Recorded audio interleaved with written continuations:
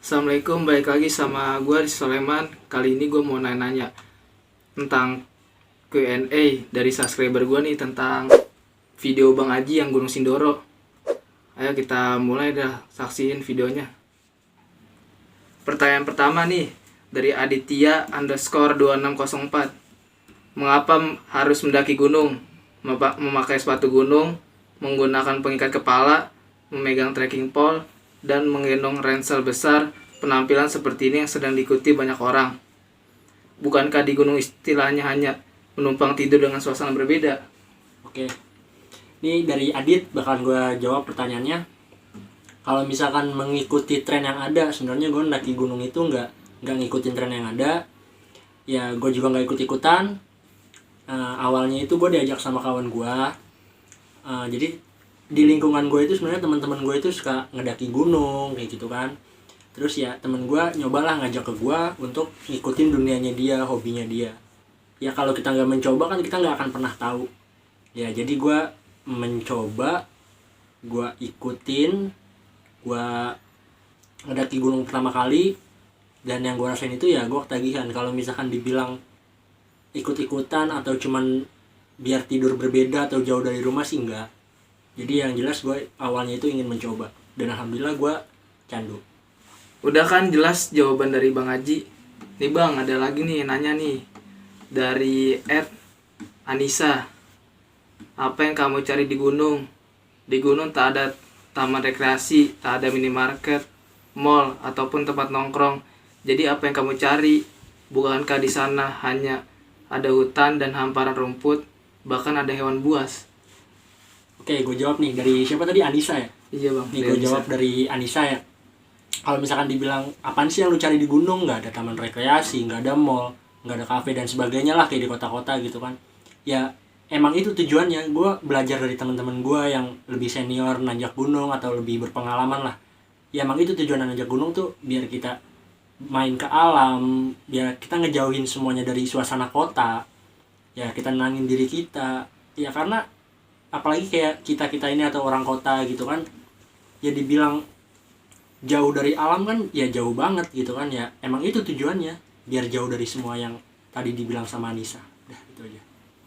Sekali lagi udah jelas kan jawaban dari Bang Haji. Ada pertanyaan lagi nih Bang, dari Agustiawan. Apa yang membuatmu begitu termotivasi dan antusias untuk selalu melakukan pendakian? Apakah foto-foto yang berseliweran di sosial media membuatmu ingin menirunya? Apa yang membuatmu untuk selalu menaiki gunung? Iya. Kalau apa yang selalu membuat gue ingin menaiki gunung, ya jawabannya nggak ada. Kan gue baru pertama kali nanjak gunung, dan ini kan di sini gue nyeritain tentang pengalaman gue pertama kali naik gunung kan. Jadi kalau misalkan ditanyanya apa motivasi gue selalu melakukan pendakian, ya gue nggak bisa jawab soalnya kan gue baru melakukan pendakian satu kali. Jadi kan pertanyaan itu seharusnya dulu tanyain ke orang yang udah beberapa kali melakukan pendakian kan. Kalau untuk pertanyaan yang apa lu cuma ngikutin orang-orang yang foto di puncak atau apa, nggak ada pemikiran ke situ sih kalau gue. Karena ya kalau tujuannya gue kayak gitu, seharusnya gue itu sekarang udah melakukan pendakian beberapa gunung dong. Kalau misalkan gue cuma ngikutin instastory atau foto-foto dari orang-orang yang lebih berpengalaman. Udah itu aja sih jawaban gue. Berarti hobi ya Bang ya? Candu gitu ya? Iya. Ya. Udah kan jelas kawan-kawan jawaban dari Bang Haji. Putra Anggoro ya. Ada pertanyaan lagi nih Bang, pertanyaan keempat dari Putra Anggoro. Gimana sih rasanya melakukan puncak gunung untuk pertama kalinya? Oke, buat Putra Anggoro gue jawab nih. Rasanya ya kalau dibilang rasanya ya pasti lelah lah, karena kan gue pemula langsung naik ke Sindoro kan. Ya lumayan lah 3.000 lebih MDPL-nya. Ya rasanya jelas gue kaget, tapi ya ada suka ada dukanya juga pasti. Tapi dari semua rasa capek sakit yang lu rasain itu bakalan hilang semuanya, bakalan lenyap saat lu udah sampai ke puncaknya, lu udah berhasil sampai puncak.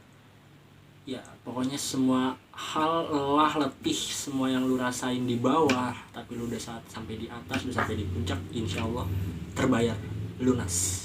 Nah, itu aja jawaban gue. Udah kan jelas semuanya. Ada lagi nih Bang, pertanyaan nih Bang dari Ahmad Putra. Apakah tiap pendakian harus mencapai puncak? Apakah puncak harga mati bagimu? Saya tak pernah mendaki, tapi saya lihat pendakian seperti sangat melelahkan.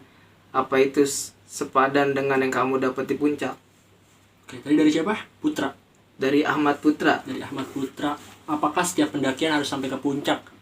Ya, jawabannya kalau gua bilang ya, menurut gua nggak harus sih, karena di pendakian pertama gua tuh gua nemuin sebuah template atau sebuah papan nama gitu kan.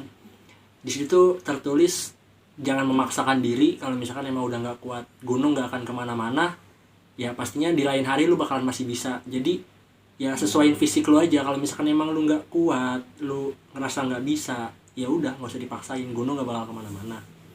Terus kalau misalkan dilihat melelahkan, ya emang itu yang dirasain. Lelah emang pasti, capek iya, sakit juga pasti. Ya intinya kalau udah lu sampai puncak ya terbayar semuanya. Ya, itu aja jawabannya. Pokoknya yang lebih diutamain keselamatan. Fisik, Pokoknya kalau nggak fisik. kuat udah jadi paksa. Bang, ada yang nanya lagi nih. Dari Zaki Ramdan. Foto atau nyawa? Bagimu manakah yang lebih penting? Berfoto di tempat-tempat yang berbahaya di gunung demi eksistensi diri di sosial media namun beresiko celaka, atau pulang dengan selamat meski hanya dengan foto-foto yang biasa saja? Ini gue bakalan jawab singkat nih ya. Dari siapa tadi? Dari Zaki Ramdan. Zaki Ramdan. Foto atau nyawa? Gue jawab singkat nih. Kalau misalkan lu foto tapi nyelakain diri lu sendiri, itu berbahaya di spot-spot yang gak bagus gitu kan, ya lebih baik kalau emang lu mau nunjukin lu seorang pendaki, atau lu mau ngasih bukti lah ke teman-teman lu atau ke publik lu seorang pendaki, ya nggak usah lu harus foto kayak yang mempertaruhkan nyawa lu kayak di ujung bukit yang curam lah atau gimana. Lu cukup foto di template itu gunung apa, berapa mdpl, udah cukup. Itu lu punya satu foto walaupun biasa, intinya lu bisa ngebuktiin ke semua orang kalau udah ngedaki ke gunung itu. Singkat, padat, jelas. Jelaskan semua kawan-kawan, inget itu. Udah bang, pertanyaan yang udah gue filter segini aja sih. Oke. Tapi ada yang gue pun nanyain pertanyaan gue sendiri.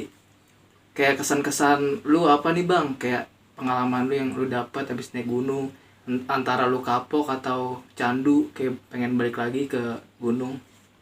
Kesan-kesan gua, kalau gua boleh bilang nih ya dari pribadi gua itu, lu tuh nggak harus selalu di zona nyaman lu. Jadi lu tuh nggak harus selalu di rumah, lu tuh harus ya sesekali, nggak harus sering ya, lu harus sesekali keluar rumah ya. Karena kalau dari pribadi gue tuh, lu harus merindukan sesuatu biar lu tuh ngerasa nggak selalu bosan di titik lu itu terus. Jadi lu harus keluar, ya terserah lu mau apa. Gue nggak harus bilang lu harus ke gunung juga, lu bebas, lu bisa pergi traveling kemana aja yang lu mau, nggak harus ke gunung, masih banyak yang lain.